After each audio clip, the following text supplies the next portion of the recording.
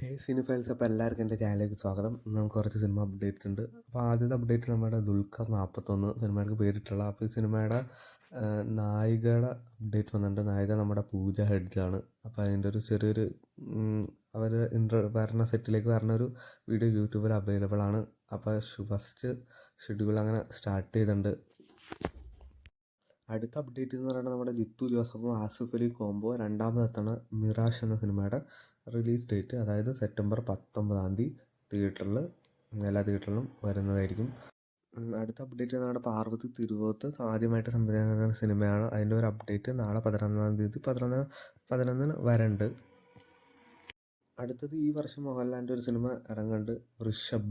അപ്പോൾ ഈ സിനിമയുടെ മോഹൻലാലിൻ്റെ ഡബ്ബിംഗ് വർക്ക്സ് കഴിഞ്ഞിരിക്കുന്നതാണ് നമ്മൾ കേട്ടത്. അപ്പോൾ സിനിമ എന്തായാലും റിലീസ് ഡേറ്റും ട്രെയിലറൊക്കെ ഉടനെ തന്നെ വരും. ഇതും ലാലേട്ടൻ്റെ ഒരു അടുത്തൊരു 200 സംതിങ് ഒക്കെ എത്തട്ടെ. അപ്പോൾ സിനിമയ്ക്ക് എല്ലാവിധ ആശംസകൾ. അടുത്ത അപ്ഡേറ്റ് എന്ന് പറയുന്നത് ഉർമി 2.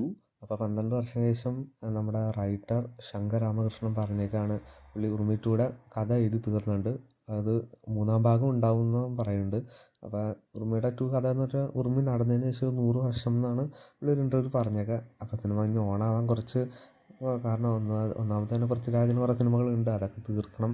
അപ്പോൾ ഉർമി 2 വരും എന്ന് അതിൻ്റെ റൈറ്റർ പറഞ്ഞിട്ടുണ്ട്. അടുത്തൊരു അപ്ഡേറ്റ് അല്ല, ഒരു നമുക്കെല്ലാവർക്കും ഒരു സങ്കട വാർത്തയാണ്. നമ്മുടെ കാന്താര 2നെ പറ്റിയാണ്. നമ്മുടെ പൃഥ്വിരാജ് പ്രൊഡക്ഷനാണ് കേരളത്തിലേക്ക് ഡിസ്ട്രിബ്യൂട്ട് ചെയ്യണത്. പക്ഷേ അതിനൊരു വിലക്ക് നമ്മുടെ ഫിയോക്ക് തന്നിരിക്കുന്നത്. കാരണം 55% പ്രോഫിറ്റ് കൊടുക്കണം എന്നാണ് പറയുന്നത്. പക്ഷേ അത് പറ്റില്ല എന്ന് ഫിയോക്ക് പറയുന്നുണ്ട്. സോ സിനിമ നമുക്കെല്ലാവർക്കും, ഞാനും കാണാനൊക്കെ വെയിറ്റ് ചെയ്യാണ്.